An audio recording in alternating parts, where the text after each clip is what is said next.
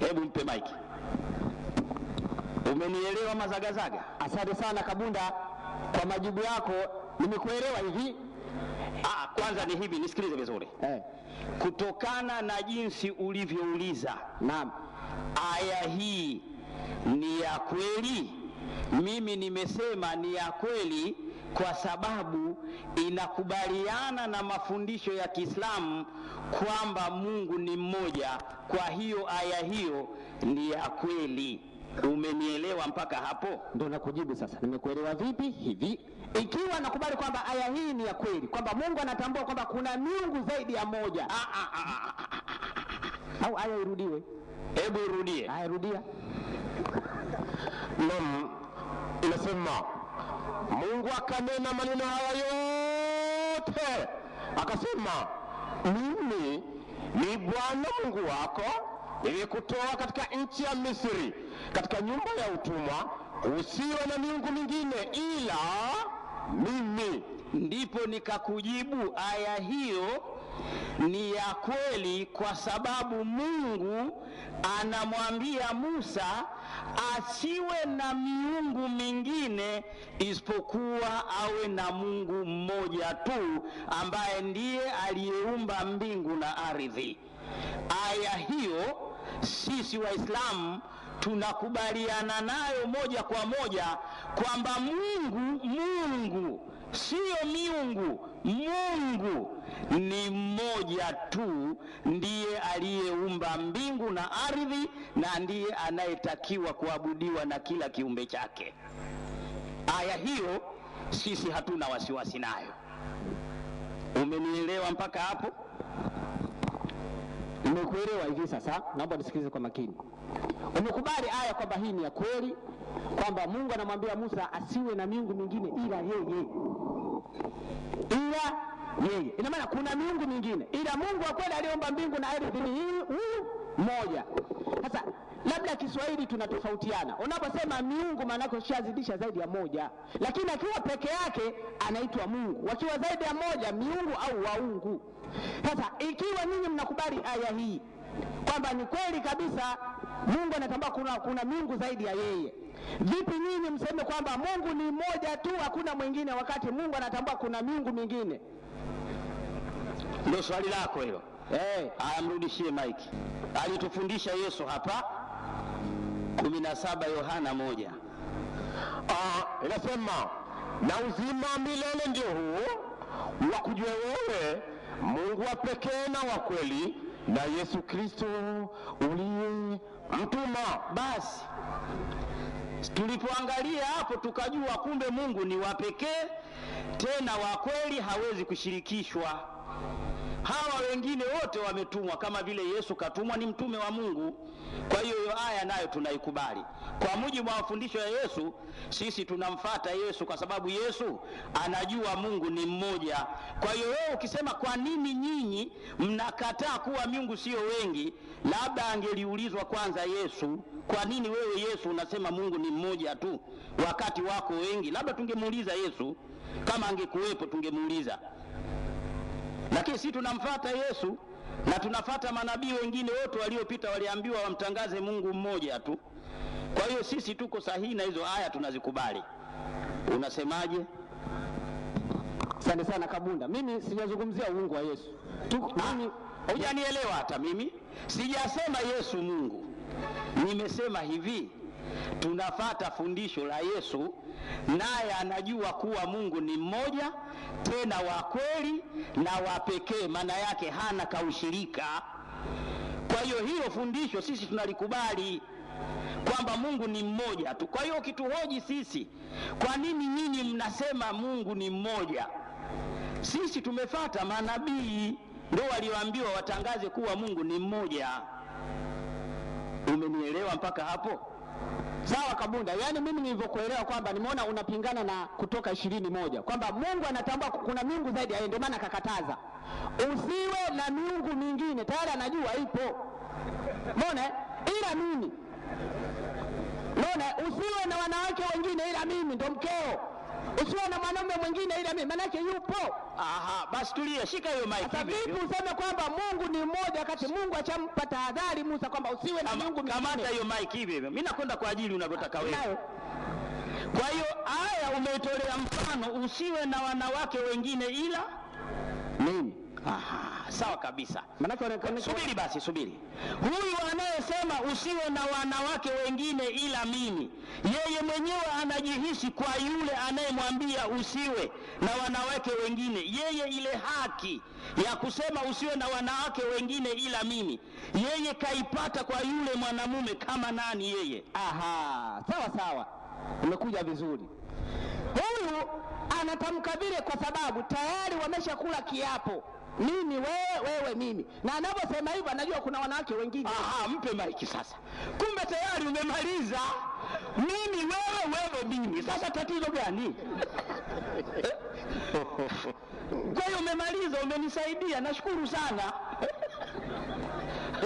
Kwa hiyo kumbe kiapo cha Mungu na manabii ni mimi Mungu, wewe mtume, kwisha. Hawa wengine hawana nafasi.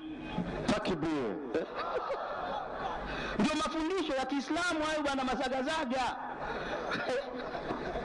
Kuanzia manabii wale mpaka kwa Nabii Muhammad. Na ndio somo liliotolewa hapa na kijana wetu Saidi Juma kwamba Mungu ni mmoja tu.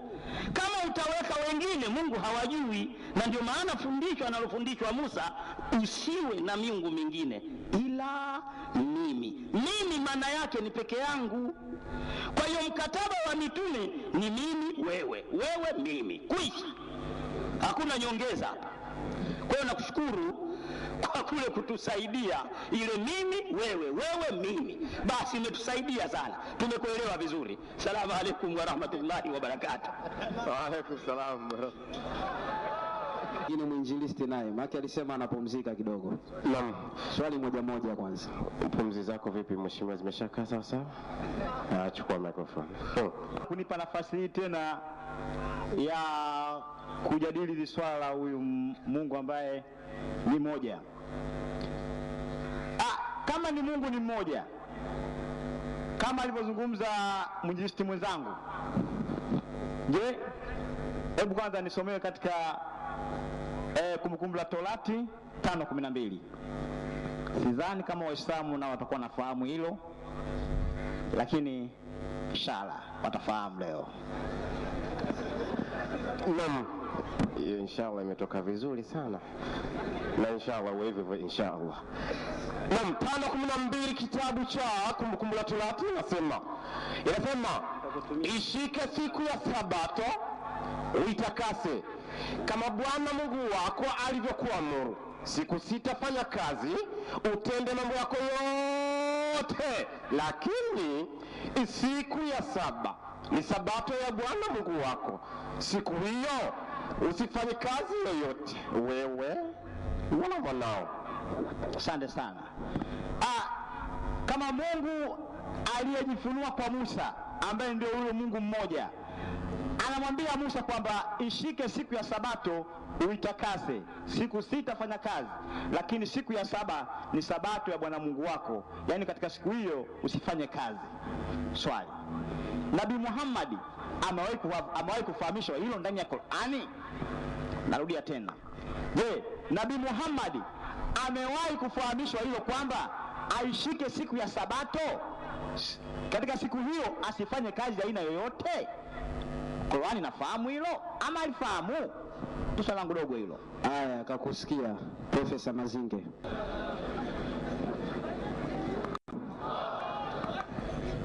Assalamu alaykum wa rahmatullahi wa barakatuh.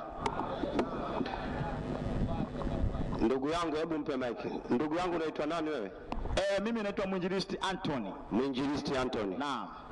Unauliza kwamba je, Mtume Muhammad alishapewa Sabato au anafahamu Sabato? Si ndio unavyouliza? Yaani ni hivi Mazinge.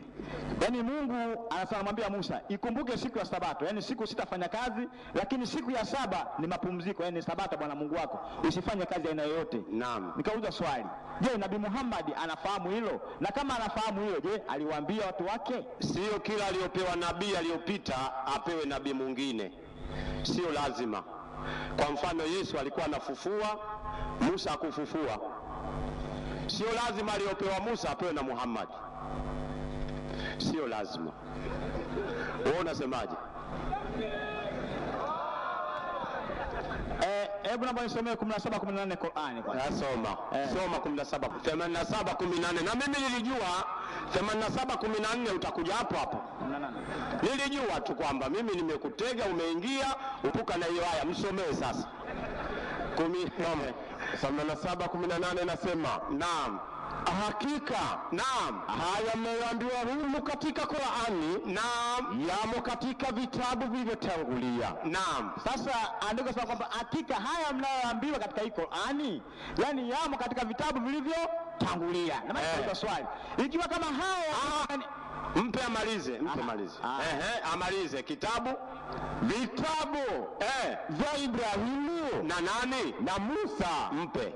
Qur'ani inasema suhfil Ibrahima wa Musa. Sawa Kwa hiyo yaliyoandikwa katika kitabu cha Musa ndio yameandikwa katika kitabu cha Qur'ani. Sawa Sawa kabisa. Wewe umesoma kitabu gani? Ndio nikauliza. Subiri kwanza. Wewe umesoma kitabu gani? Mara ya kwanza nimesoma kitabu cha Kumbukumbu la Torati. Sasa Musa hakupewa Kumbukumbu, Musa akapewa Taurati.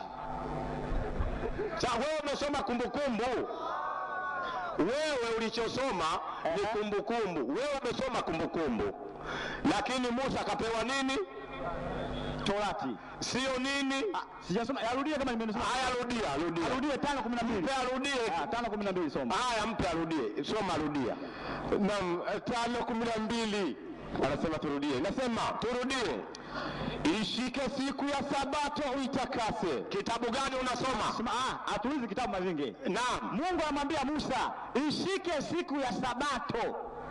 Hajasema uishike kumbukumbu langu, anasema ishike siku ya Sabato uitakase. Siku 6 ufanye kazi. Siku ya 7 ni Sabato ya Bwana Mungu wako. Wewe na mwanao msifanye kazi katika siku hiyo. Ukaja. Subiri kidogo Mazinge. Naam. Kwa hiyo sio kwamba haya mnaoambiwa humu yamo katika vitabu vilivyotangulia, yani vitabu vya Ibrahimu na Musa. Nikauliza, ikiwa kama yamo humu, andiko gani ndani ya Qur'ani Mungu anamwambia na Muhammad kwamba ikumbuke siku ya Sabato uitakase, siku 6 ufanye kazi, ili ionekane kwamba Qur'ani iko sahihi na haya yanayoongea? Umeona bwana? Yaani mimi nimekuelewa vizuri, ndio maana nikakujibu in short. Ukauliza hivi, ni wapi tena mtume wetu Muhammad sallallahu alaihi wasallam akaambiwa na yeye aitakase siku ya Sabato? Sawa. Ukatoa 84 kwamba haya tunayekuhadithia wewe Muhammad yako katika vitabu vya Musa na katika vitabu vya Ibrahimu. Sawa. Nikauliza mimi, wewe mwanzo umesoma kitabu gani cha Musa kinachoitwa nini? Anzia Kumbukumbu moja. Haya mpe sasa, anzie sasa. Haya mpe sasa, soma. Naam, asema kitabu cha 5 cha Musa kiitwacho Kumbukumbu la Torati. Haya mpe. Kitabu cha 5 cha Musa. Kwa hiyo nimesoma kitabu cha Musa kiitwacho nini? Kumbukumbu la nini? Ngoja kwamba Kumbukumbu la nini? Si miaka iliyopita Mazinge mpaka sasa hivi, miaka tangu kufikia mpaka sasa hivi. Ndio. Nasema hivi, kumbukumbu maana yake ni kukumbuka. Sawa. Habari za mambo yaliyopita. Kwa hiyo tumesoma kitabu cha Musa kiitwacho nini? Kumbukumbu la Torati. Kumbukumbu la Taurati. Naam. Na Musa alipewa kitabu gani? Musa alipewa Torati. Sio dini. Sasa hii sio nini nyingine tena. Mpe 4 Malaki. 4 Malaki. 4 Malaki inasemaje? Ikumbukeni Torati ya Musa. Mpe Mike, mtumishi wangu, mpe. Mungu anasema tukumbuke Taurati ya nini? Kuna hapo unajua subiri kwanza. Hebu subiri. Ikumbukeni.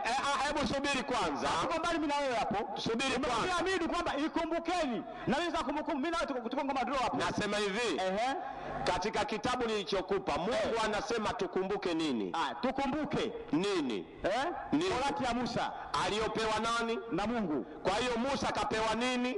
Tukumbuke Kumbukumbu la Torati. Ndio, kapewa nini? Kapewa Kumbukumbu la Torati. Rudia tena.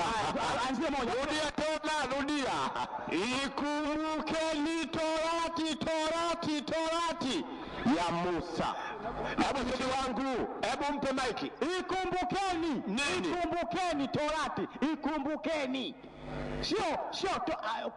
Ikumbukeni Torati ya Musa. Mwenyezi Mungu, subiri. Mwenyezi Mungu anatuambia tukumbuke Taurati ya nini? Tukumbuke Torati ya Musa mtumishi wangu. Aliyompa wapi? Aliyompa huko Yakobo. Kwa hiyo Mungu mtumishi wake Musa alimpa nini? Alimpa Torati. Mpe sasa huyo. Umpe sasa 3:3 Qur'ani. Inasema a'udhu billahi minash shaitani rajim bismillahir rahmanir rahim. Naam. Inasema naam, Mwenyezi Mungu hakuna amekuteremsha kitabu kwa haki. Naam. Kinachosadikisha vitabu vilivyokuwa kabla yake. Naam. Na aliteremsha Taurati na Injili. Qur'ani inasema Allah alichoteremsha ni nini? Torati na Injili. Na wewe kwenye Biblia umesoma nini? Kwenye Biblia? Nimesoma nini? Nimesema hivi. Mungu anamwambia Musa, ikumbuke siku ya subiri, kitabu ulichosoma kwenye Biblia ni kitabu gani? Kitabu kutoka Biblia. Yaani ni ukumbusho wa Musa. Ndio kinaitwaje? Kumbukumbu la Torati ya Musa. Na Mungu Qur'ani amesema kateremsha nini? Katika Qur'ani kateremsha nini? Yaani kateremsha Torati na Injili. Sio nini? Sasa kama ni Torati iteremsha ilikuwa original pale siku za kwanza. Ilikuwa miaka iliyopita. Ilikuwa miaka ya nyuma. Ikumbukeni. Ikumbukeni. Mbona hata kwa nimeshazungumza hivyo? Sasa ngoja tumalize kabisa, tufanye finishing. Naam. Mungu alivyosema kwamba ikumbuke siku ya Sabato, alikuwa na maana ni siku sawa? Siku gani? Siku 6 ufanye kazi. Naam. Siku ya 7 upumzike, usifanye kazi ya aina yoyote ile. Very good. Hiyo siku 7 ambayo ni ya Sabato, ili tuipate kwenye Qur'ani, mimi nitakutajia hiyo siku ya 7 ya kwenye Biblia ambayo ni Sabato ni lini. Hujanielewa Mazinge. Ngoja kwanza. Nimekuelewa hivi. Kwanza sizungumzii majuma. Nimezungumza hivi kwamba yani wewe utakao nijibu mimi kwamba mmeambiwa na nyinyi Waislamu kwamba mfanye kazi siku 6, siku ya 7 mpumzike. Yani tukizungumzia Sabato. Ninapozungumzia Sabato nazungumzia mapumziko. Sizungumzii juma, mapumziko. Aya gani ndani ya Qur'ani Waislamu mmeambiwa mpumzike? Nimeshakuelewa sasa. Mpe huyo. Sasa mnafanya katika punda. Mpe. Kumbe unachouliza ni siku gani tulioambiwa Waislamu tupumzike? 62:9 Qur'ani. Sasa hilo swali ndio umelinyoosha sasa. 62:9 Qur'ani inasema. Naam. A'udhu billahi minash shaitani rajim bismillahir rahmanir rahim. Naam. Inasema 62:9 inasema enyi mlioamini, naam, ukiadhiniwa kwa ajili ya sala siku ya Ijumaa, ndiyo nendeni upesi kumtaja Mwenyezi Mungu. Naam. Na acheni biashara. Mpe maiki. Mungu anasema amalizia hiyo. Subiri kwanza. Nimeitoa mimi. Ngoja subiri. Mimi ndo nimeitoa. Haya. Mungu anasema ikiadhiniwa swala ya siku ya Ijumaa, tunaambiwa sisi Waislamu tuache nini? Yaani kukiadhiniwa kwa ajili ya swala tuache nini? Subiri. Ndiyo, tuache nini? Sasa mnapokwenda msikitini sasa, mwache shughuli zenu mnaenda kwenye ibada. Unapoacha shughuli unakuwa umefanyeje? Unafanya nini? Unapoacha shughuli zako unakuwa umefanyeje? Subiri kidogo, nitakujibu Shemazingi. Jibu kwanza swali. Ngoja kwanza nakujibu. Aya hii haijaisha. Imesema hivi, ukiadhiniwa kwa ajili ya swala siku ya Ijumaa, nendeni haraka mkamtaje Mwenyezi Mungu, na mkitoka hapo tawanyikeni mkatafute riziki za Mwenyezi Mungu siku hiyo siku ya Ijumaa. Sawa, Ijumaa haionyeshi kama mapumziko. Ni siku ya ibada. Hivi ibada aya imeanza kwamba inapoadhiniwa swala ya siku ya Ijumaa, Mungu anatuambia tuache nini? Mimi sitazungumzia swala, nazungumzia kupumzika. Subiri kwanza. Inapoadhiniwa swala ya siku gani? inapowezeniwa swala siku ya Ijumaa. Sawa, subiri. Mungu anasema tuache nini? Muache mwende msikitini mkaswali. Nini tuache? Muache biashara zenu, mwende msikitini mkaswali. Unapoacha biashara yako, subiri, swali linakuja. Unapoacha biashara, unakuwa umefanyeje? Sasa sikiliza, soma ufafanuzi sasa.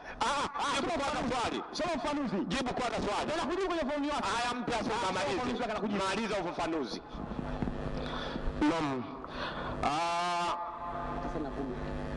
Siku ya Ijumaa haikatazwi kufanya kazi, kinyume cha wanavyodhani baadhi ya watu.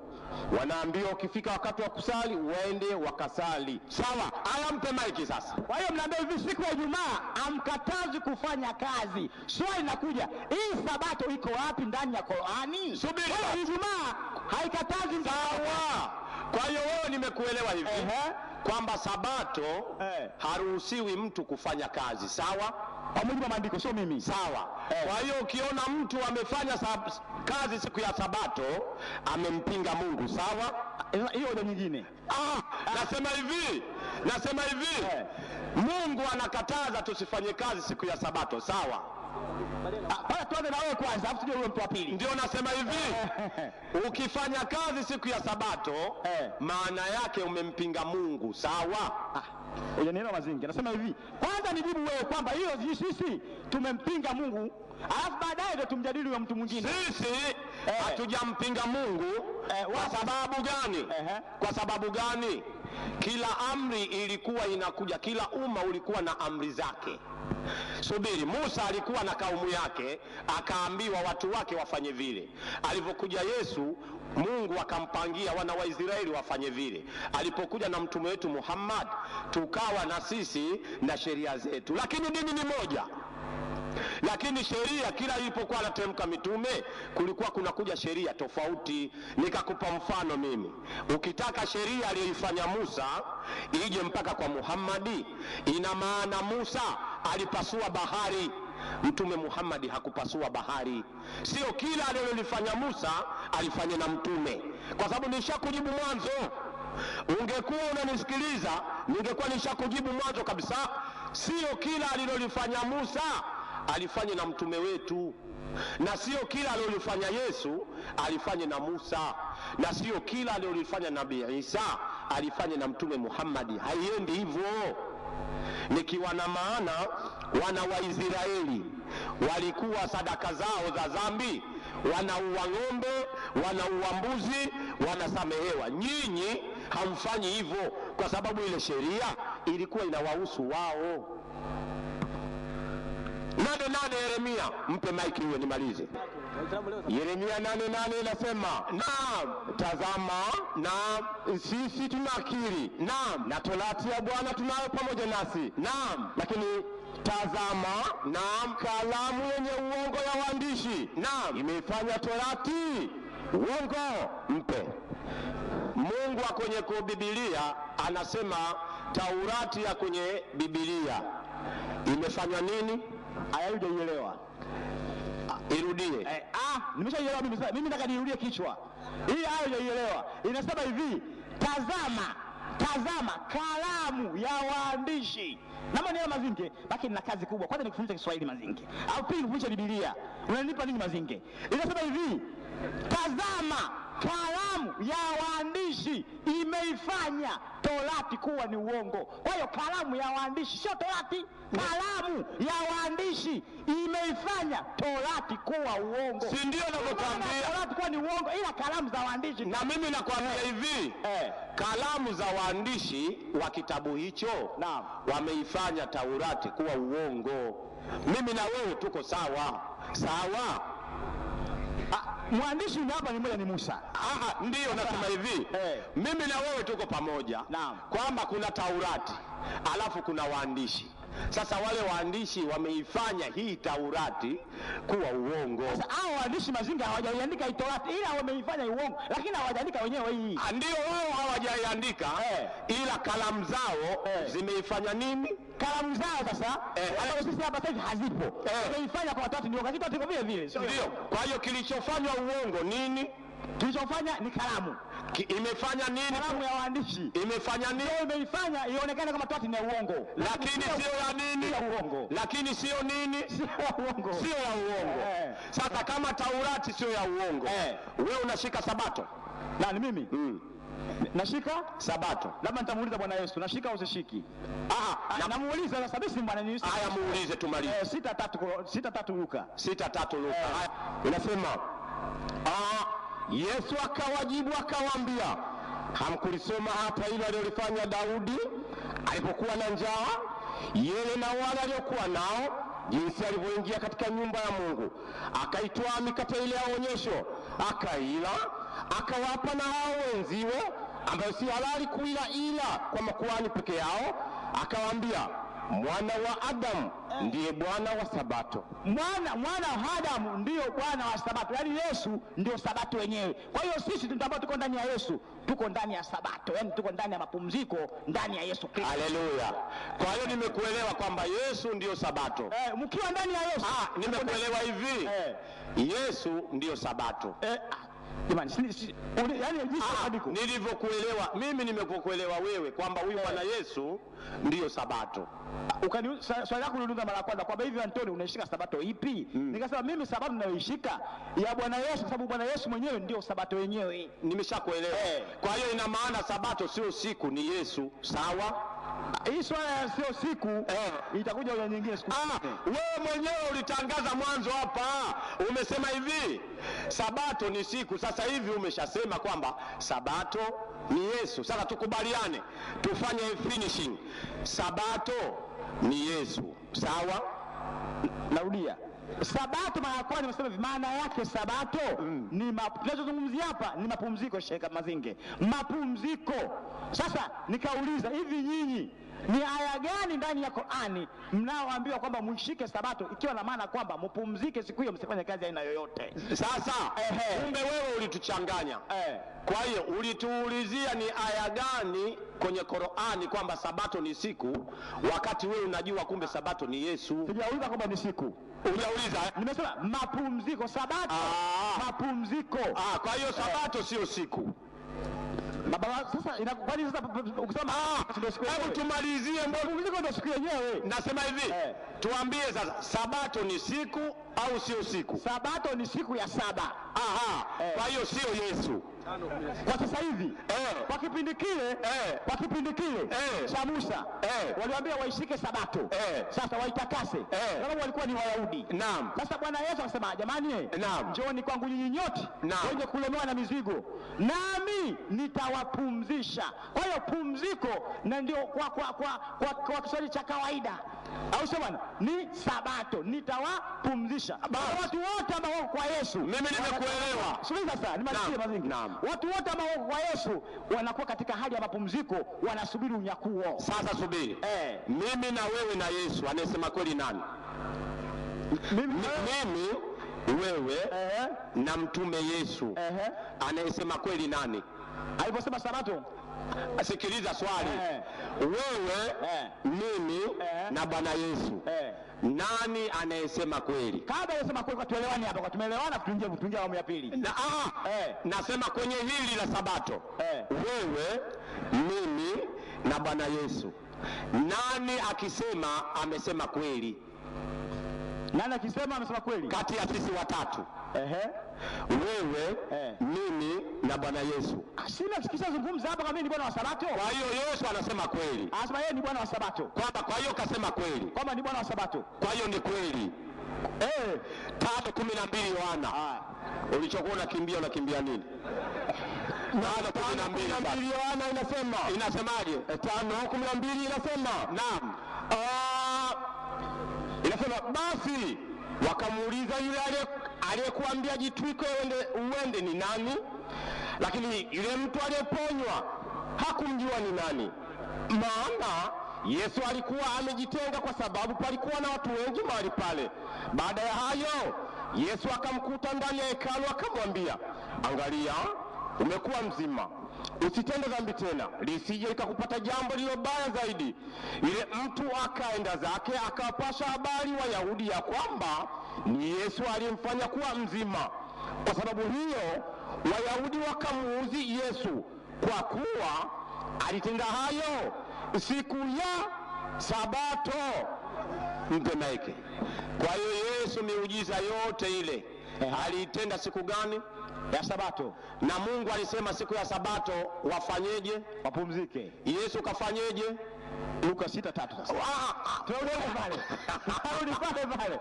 Luka 6:3. Luka 6:3 pale pale. Pale pale. Swali langu ni hivi. Swali letu ni hivi.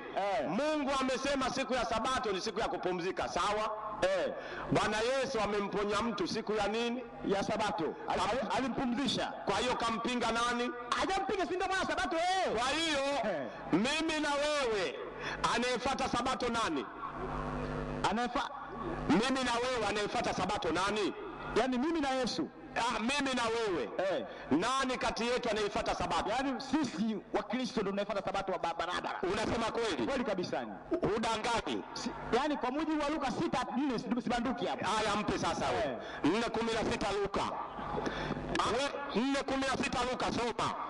Akaenda Nazareti, na hapo alipolelewa, na siku ya Sabato, na siku ya Sabato, na siku ya Sabato, akaingia katika sinagogi. Mpe maiki.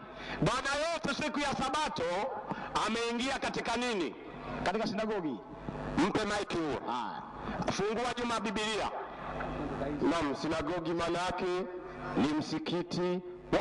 Mpe maiki. Kwa hiyo Bwana Yesu siku ya Sabato kaingia kwenye nini? Kaingia msikitini. Kati ya Wakristo na Waislamu wanaoingia msikitini kina nani? Waislamu. Takbir! Sallallahu ala Muhammad. Sallallahu ala Muhammad. Sallallahu alaihi wasallam. Takbir! Allahu akbar. Takbir! Allahu akbar. Haya, mazagazaga. Na Mheshimiwa Mazagazaga, na wewe una nafasi yako ya kutoa swali la nyongeza Mheshimiwa. Swali la nyongeza. Asante sana. Asante sana. Nashukuru Bwana Mazinge alikuwa anapata shida katika jukwaa. Sasa alikuwa anatafuta mpenyo wapi achomoke. Ametokea kwenye mlango wa dharura. Hiyo inaitwa nitoke vipi? Sasa mimi tutarudi hapo kwenye sinagogi. Mazinge hajakosea tafsiri, ila tu uelewa viwango. Sasa kile ndio kiwango cha Mazinge, kwamba sinagogi ni msikiti wa Wayahudi, lakini akauliza swali, wanaoingia msikitini Wakristo na Waislamu ni nani? Waislamu ndio wanaenda msikitini, bila kufahamu kwamba ili neno msikiti wa Wayahudi hakusema wa Waislamu, msikiti wa Wayahudi. Sasa tutarudi hapo kwenye Luka 4:16. Yesu kaingia kwenye sinagogi, msikitini. Huko msikitini alifuata nini? Au hao waliofuata msikitini walikuwa ni watu wa aina gani? Ila tu nitaomba tuvumiliane, unajua maandiko wakati mwingine kidogo ndio hivyo tena. Kwa naomba isomwe Luka 4:16 alafu nijenge hoja. Je, mtakuwa mnakubali maneno hayo ambayo Yesu kayasema pale msikitini? Naomba urudie hiyo aya. Naam. 4:16 kitabu cha Luka mtakatifu nasema. Na mnasema akaenda Nazareti, hapo alipolelewa, na siku ya Sabato akaingia katika sinagogi kama ilivyokuwa desturi yake. Akasimama ili asome. Akapewa chuo cha nabii Isaya, akakifungua chuo, akatafuta mahali palipoandikwa, Roho wa Bwana yu juu yangu, kwa maana amenitia mafuta kuwahubiri maskini habari njema, amenituma kuwatangazia wafungwa kufunguliwa kwao, na vipofu kupata kuona tena, na kuwaacha huru waliosetwa, na kutangaza mwaka wa Bwana uliokubaliwa, na kutangaza mwaka wa Bwana uliokubaliwa. Akakifunga chuo, akamrudishia mtumishi, akaketi, na watu wote waliokuwa katika sinagogi wakamkazia macho. Akaanza kuwaambia, leo maandiko haya yametimia masikioni mwenu. Wakamshuhudia wote, wakaistajabia maneno ya neema yaliyotoka kinywani mwake. Wakana wa Yusufu akawaambia, hapana shaka mtaniambia mithali hii, tabibu iponye nako.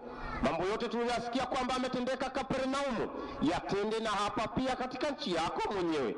Akasema, amini nawaambia ya kwamba hakuna nabii mwenye kukubaliwa katika nchi yake mwenyewe. Lakini kwa hakika nawaambia, palikuwa na wajane wengi katika nchi ya Israeli zamani za Eliya, wakati wa mbingu zilipofungwa miaka 3 na miezi 6, njaa kuu ikaingia katika nchi mzima. Wala Eliya hakutumwa kwa mmoja wapo, ila kwa mjane mmoja wa Sarepta katika nchi ya Sidoni. Tena palikuwa na wenye ukoma wengi katika Israeli zamani za nabii Elisha, wala hapana aliyetakaswa ila Naamani mtu wa Shamu. Wakajaa ghadhabu wote waliokuwa katika sinagogi walipoyasikia hayo. Wakaondoka, wakamtoa nje ya mji, wakampeleka mpaka ukingo wa kilima ambacho mji wao umejengwa juu yake, wapate kumtupa chini. Lakini yeye alipita katikati yao akaenda zake. Asante. Aya hii kidogo imesoma kwa urefu. Sasa kuna mambo nataka hapa Waislamu tukubaliane. Mtakubaliana na haya kwamba Yesu ilikuwa ni kawaida yake kuingia katika msikiti, yani sinagogi. Na Mazinge amewafahamisha watu wa hapa kwamba sinagogi ni msikiti, akiitikadi kwamba ni msikiti wa Waislamu. Sasa twende huo msikiti wa Waislamu.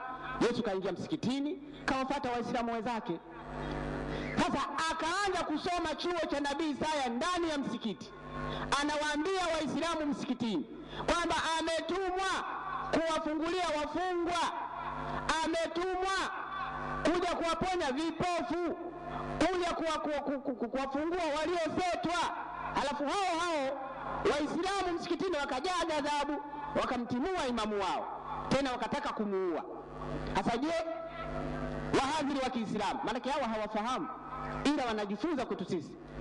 Mimi wa Bazanga na wahadhiri wa pale, sisi ni walimu chaki na ubao, hawa wanasoma. Je, kwa maneno haya ya Yesu mnakubali kwamba kweli nyinyi Waislamu wa zama hizi ni wafungwa, ni vipofu na mna ghadhabu, na ni kawaida yenu kuwatimua maimamu msikitini? Naomba majibu. Aya hii mnakubaliana nayo? Aya, Ustazi Maulana sallallahu ala Muhammadi.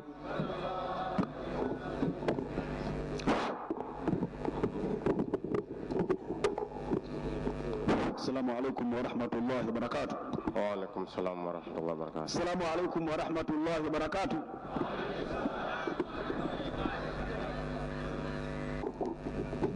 Hapa natosha.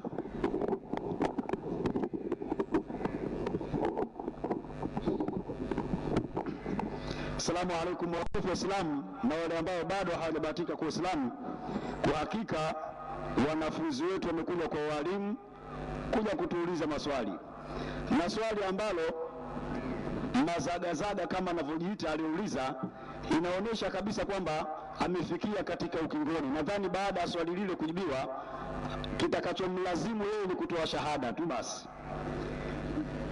Anauliza hivi kwamba Yesu alivyokuja aliingia katika msikiti, lakini akafundisha kuwaacha huru walioteswa, kuwafungulia wafungwa na mambo mengine. Sasa ili mjue kwamba swali aliyouliza la kinasari, sikilizeni na mpateni nafasi ya kuuliza, alafu muone kwamba swali hapa hakuna. Chukua maiki. Aya ishasomwa, rudia vile vile ulivyouliza swali, vile vile bila kubadilisha. Aya, nitarudia japo umeelewa. Najua unatafuta utoke vipi. Sitoki chochote. Ndio maana nikakwambia hivi, ili nisije nikaonekana nimejibu kitu ambacho sicho. Vile ulivyouliza, uliza vile vile ili nijue kwamba hilo lilipanga au ushasahau. Ukiuliza vingine najua ulipanga, na ukirudia vile vile najua ulijipanga vizuri. Rudia tu. Aya, tega masikio. Kwa mujibu wa maneno hayo ambayo Yesu ameingia ndani ya msikiti, anawaambia Waislamu msikitini kwamba ametumwa kuwafungulia wafungwa na vipofu kupata kuona, na waliosetwa kuwa huru, na kutangaza mwaka wa Bwana uliokubaliwa. Wale watu wa msikitini inaonekana maneno yao yaliwagusa wao, wakajaa ghadhabu, wakamtoa nje ili wapate kumtupa tena juu ya kilima. Kupeleka mtu juu ya mtu kimdondosha chini manake anakufa, huna mema naye. Nakubaliana na maneno haya kwamba ni kweli nyinyi Waislamu ni vipofu, ni wafungwa na ni watu wa ghadhabu, kazi yenu kuwatimua maimamu msikitini. Ushamaliza eh?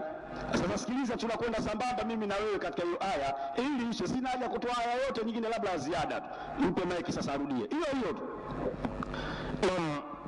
Inasema akaenda Nazareti hapo alipolelewa, na siku ya Sabato akaingia katika sinagogi kama ilivyokuwa desturi yake, akasimama ili asome. Akapewa chuo cha nabii Isaya, akakifungua chuo, akatafuta mahali palipoandikwa, Roho wa Bwana yu juu yangu, kwa maana amenitia mafuta kuwahubiri maskini habari njema. Mpe maiki kwanza. Sikiliza swali la kitaalamu. Maneno haya ambayo Yesu anayoyazungumza, kabla Yesu hajazungumza maneno chuo alichopewa cha Yesu au cha Isaya? Cha Isaya. Kwa hiyo Yesu kabla hajakuja maneno hayo kwa nani? Hayo maneno yameandikwa, tutaona jibu chini. Kama yalikuwa hayawahusu wao, tutarudi kwanza taratibu. Hata kama yanawahusu, lakini wenye maneno hayo, mwenye kitabu hicho ni nani? Twende dhaba shibli Waarabu anasema. Ili waonekane kwamba maneno haya ambayo yalikuwa yameshaandikwa, kama ni kweli wale Wayahudi waliokuwa mle ndani, wale Waislamu waliokuwa mle ndani, yalikuwa hayawahusu. Sasa maliza ile aya tuone chini nini kitu. Sijakwambia kwamba hayawahusu. Sikiliza. Nauliza kidogo. Kabla Yesu hajawashika, ina maana kwamba yale maneno aliyokabidhiwa alikuwa nani? Yalikuwa ndani ya kitabu cha nabii Isaya. Sawa. Kwa hiyo Yesu alivyokuja akawa amekabidhiwa, ili lengo ni nini? Anawasomea wale Wayahudi. Sawa, anawasomea ili afanye kazi gani? Ili afanye kazi gani? Rudia hiyo aya sasa. Rudia twende. Rudia tena. Hiyo kazi alikuwa anaifanya kwa wale Wayahudi. Roho wa Bwana yu juu yangu, kwa maana amenitia mafuta kuwahubiri maskini habari njema.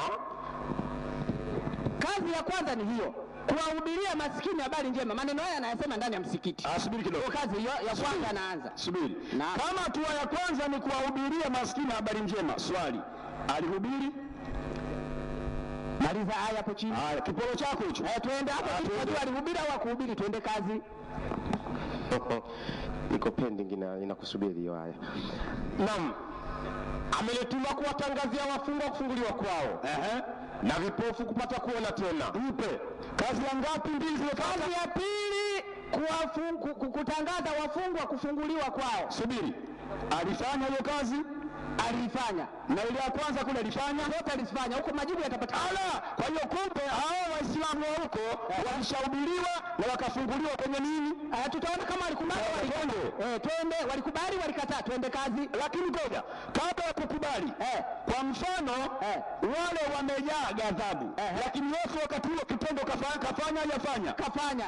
Kwa sababu wale Waislamu walikuwa wamezoea kukaa mle gerezani, lakini wao walipokuja akafanyaje? Wanapojaa ghadhabu, wamekubali wamekataa. Kuna mambo mawili. Mathalani hata hapa leo mtu anaweza akafungwa gerezani, akawa amezoea maisha ya gerezani, ikaja taarifa kwamba wewe unaachiwa huru, ukakasirika, bwana nitafanyaje? Lakini ushaambiwa humu unatoka, kwa hiyo usimfungwa tena. Swali hivi, alifanya? Unapomfukuza naye kuwekea dhamana, umekubali kutoka, umekataa? Kwa hiyo alivyoondoka wale walibakia, walimtimua. Na wao walienda wapi? Walibaki. Endelea na andiko. Ukikuta walibaki unanibatiza hapa.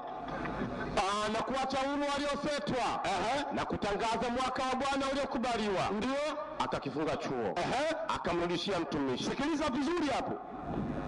Akaketi na watu wote waliokuwamo katika sinagogi wakamkazia macho. Wale wote waliokuwa kwenye sinagogi wakafanyaje? Wakamkodolea macho. Sawa, mpe endelee.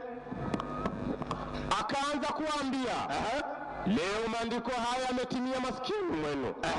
Wakamshuhudia wote. Rudia. Wakamshuhudia wote.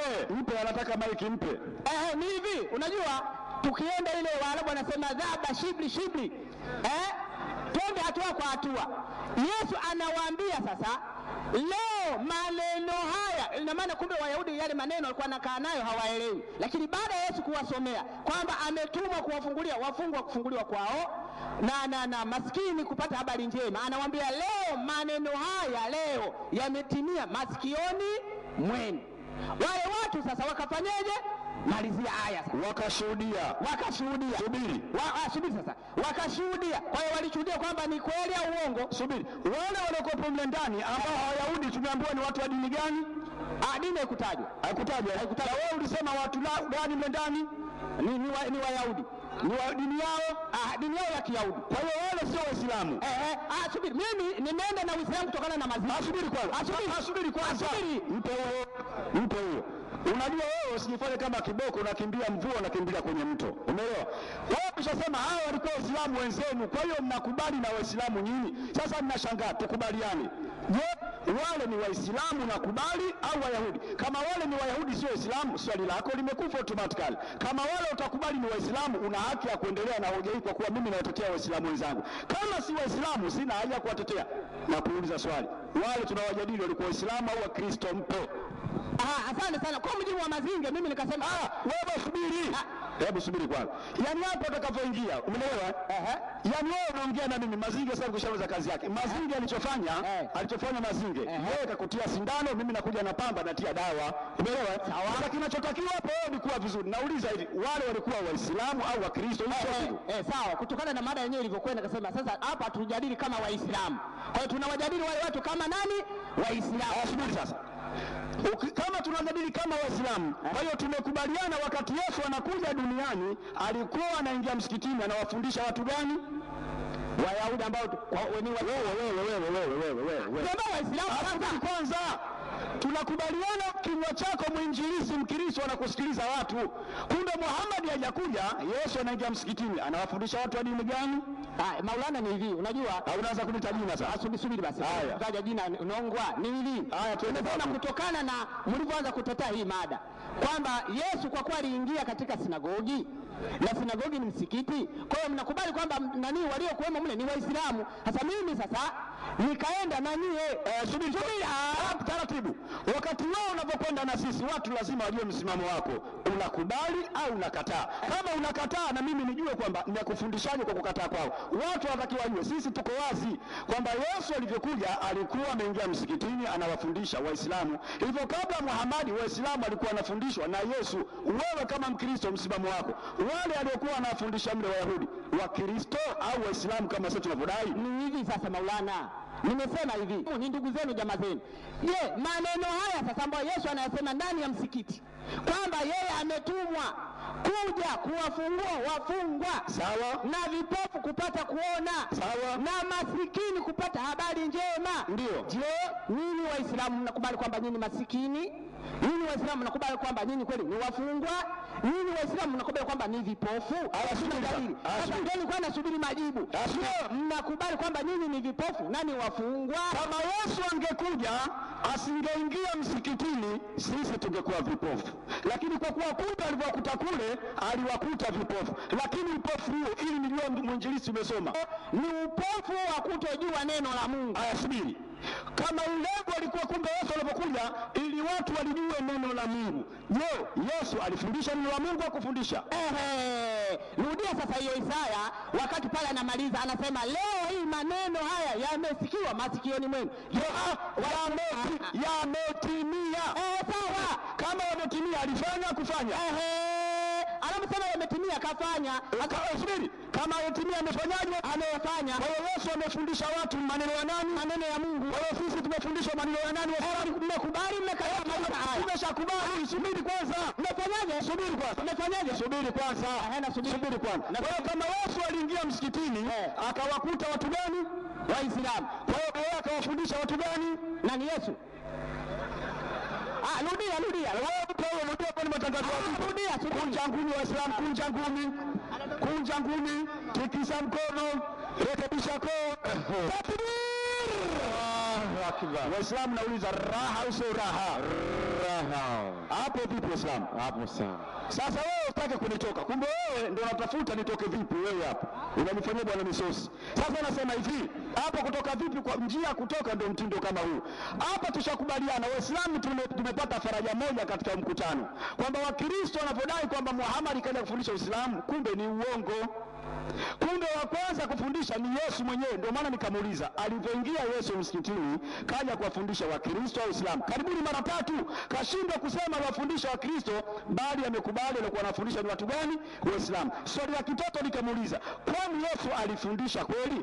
Akasema amefundisha. Ina maana kama amefundisha, waliofundishwa pale ni Waislamu. Kama aliwafundisha walijue neno la Mungu, ina maana Waislamu leo ndio maana tunalijua neno la Mungu, tunawafundisha Wakristo ili wajue kwamba Wakristo walimu wao ni Waislamu, kwa kuwa wale ambao Wakristo wale pale macho wale wanayo lakini hawaoni. Sisi Waislamu tunayo macho, na ndio maana tunawafundisha wale vitabu ili kuthibitisha hivyo. Mathayo 13:13. Yaani sasa tunaona wewe huoni.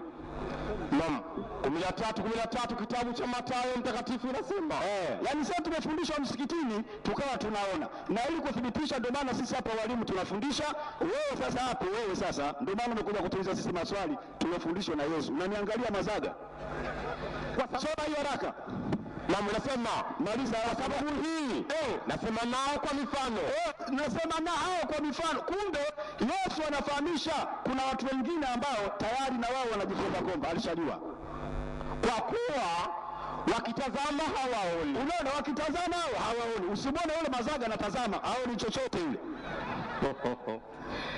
Akisikia hawasikii. Yale masikio wasikii, yaani aya zote natoa, yule hata asikii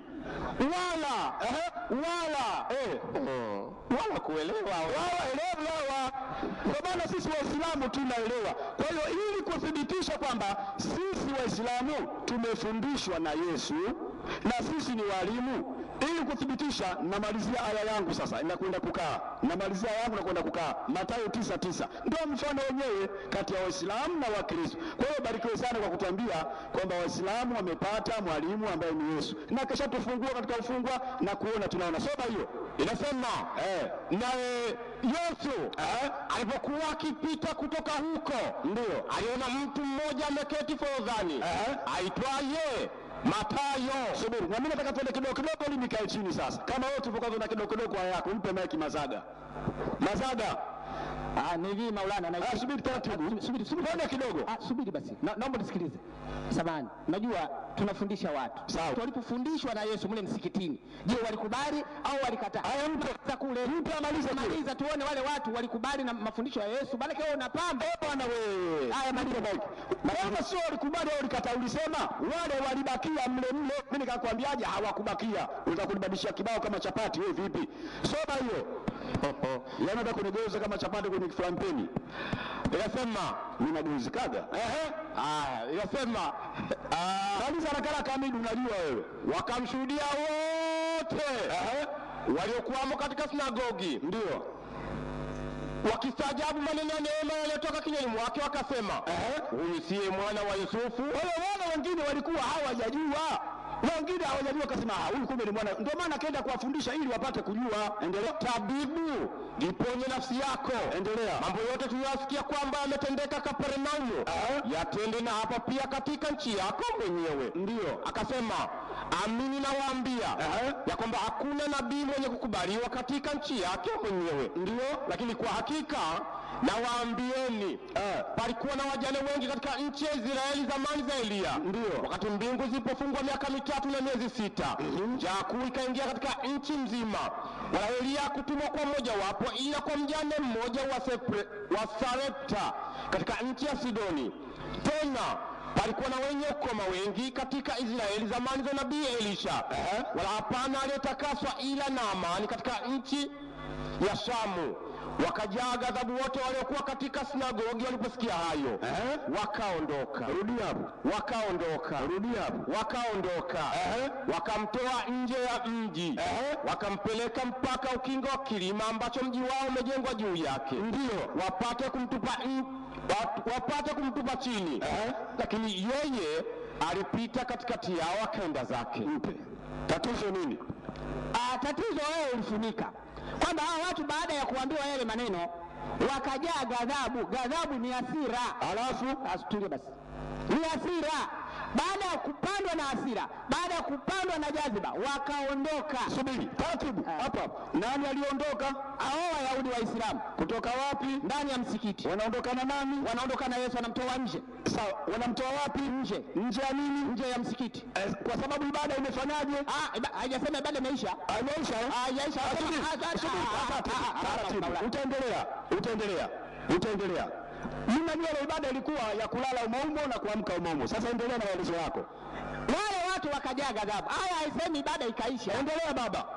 Baada ya kujaa ghadhabu, wakaondoka, wakamtoa nje, wakampeleka mpaka ukingo wa kilima, ndio wao mji wao umejengwa juu yake, wapate kumtupa chini. Lakini kwa kuwa yule alikuwa ni bouncer, akapita katikati yao, huyo akala kona. Kwa hiyo inaonyesha kwamba hawa Waislamu walikataa mafundisho ya Yesu, walikataa neno la Mungu, wakakubali kuendelea kuwa vipofu. Basi subiri sasa, ngoja kwa muda. Subiri, taratibu kwanza. Lazima na mimi niwe nafuatisha. Kwa hiyo unataka kunisikiliza vizuri. Kwa hiyo kwa uelewa wako kwamba Yesu alivyoingia walimkataa. Ndio wana wakamtoa, sawa Ndio. Na kama wamemkataa, ina maana wewe ukikataliwa lazima na wewe wakatae wale watu, sawa? Lazima ufanyeje? Sina wewe lazima wakatae wale watu. Wewe ukikataliwa hapa wakikupeleka baharini hapo kupandisha meli kurudisha Zanzibar, utaona wazuri hao. Vizuri sana. Sasa tunao kwa mujibu wa andiko linasema wakamtoa nje ili wamtupe. Hao walikuwa ni Waislamu. Tunamuuliza Yesu, hivi Yesu wewe uliingia msikitini, baadaye watu wakaja ghadhabu wakatoka na wewe. Sasa yule anasema kwa Yesu alikuwa bausa. Wewe toa Luka 4:14. Sasa mbele umiogopa kwenda, nenda 44 hapo Luka yako. Ngoja hapo some. Hao kitu hamna kukaba penalty. Sikiliza hapo, kimbia ukakaishi hapo kati basi. Umesha 29 tunamalizia 44. Basi ndio. Basi kwanza 43 afu nenda 44. Hata kulipokucha ndio alitoka akaenda mahali pasipokuwa na watu, makutano wakawa wakimtafuta, wakafika kwake wakataka kumzuia asiondoke. Akawaambia, ndio imenipasa kuhubiri habari njema ya ufalme wa Mungu. Unaona, imenipasa kuhubiri habari njema ya ufalme wa Mungu. Kwa hiyo katoka msikitini, wale waliokasirika wakaondoka nao ili wapate kumtupa. Kumbe hakumtupa, Yesu akaondoka. Sasa huko alikokwenda wapi? Anawaambia kwamba mimi kazi yangu kuja kuhubiri habari njema ya Mungu. Endelea. Katika miji mingine pia, sio hapa tu msikiti huu, miji mingine pia. Maana ndio kwa sababu yeye nalitumwa. Kwa hiyo Yesu anasema nilitumwa. Waislamu wote tunaamini Yesu ni nani jamani? Nauliza, Waislamu wote tunaamini Yesu ni nani? Wakristo wanasema Yesu ni nani? Mungu. Unaona tatizo lao? Nyinyi ndio mtachomwa. Endelea. Basi sikiliza hiyo. Basi ndio. Basi alikuwa akihubiri. Rudia. Alikuwa akihubiri wapi? Alikuwa akihubiri ndio mazagazaga wazanga banka. Sikiliza hiyo, alikuwa akihubiri. Mbona ulikataa kushuka hiyo? Ndio, katika masinagogi ya Galilaya. Takbir! Kwa hiyo Yesu katoka msikitini, akaona hata sendi kanisa la aina yoyote, akatoka msikitini akaenda wapi? Akaenda msikitini. Kwa hiyo anadili tu na Waislamu, na alipoingia katika msikiti watu walimtukuza. 4:14 Luka. Conclusion hiyo inasema, wewe unasema katimuliwa, wewe vipi? Yesu akarudi kwa nguvu za Roho. Yesu karudi, Roho Mtakatifu anaye, anarudi kwa nguvu za Roho. Ikawaje? Akaenda Galilaya. Habari zake zikaenea katika nchi zote za kando kando. Ndio. Naye Yesu alikuwa akifundisha katika masinagogi yao. Yesu alikuwa anafundisha katika masinagogi yao ambao ndani wako Waislamu. Ndio. Akitukuzwa. Rudia. Akitukuzwa. Sikiliza, sorry mtimua wewe maana jina lake mazagazaga mpaka wewe na udhu. Na uko na udhu wenyewe unatenguka mjini hivyo kwa mgumu. Mazagazaga zabaga mazaga nzegewebwe. Ndio vina gumu. Wewe sikiliza hiyo haya. Akitukuzwa. Wewe msikitini Yesu anafanyaje? Akitukuzwa na watu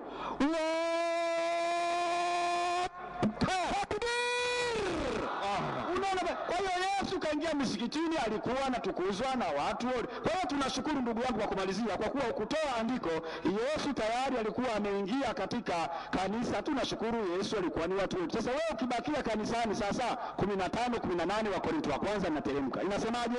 Na hapo nao waliolala katika Kristo.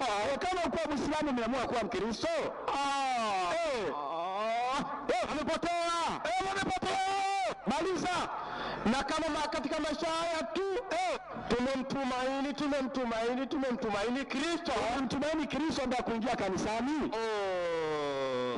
sisi Wa Kristo. sisi Ndio.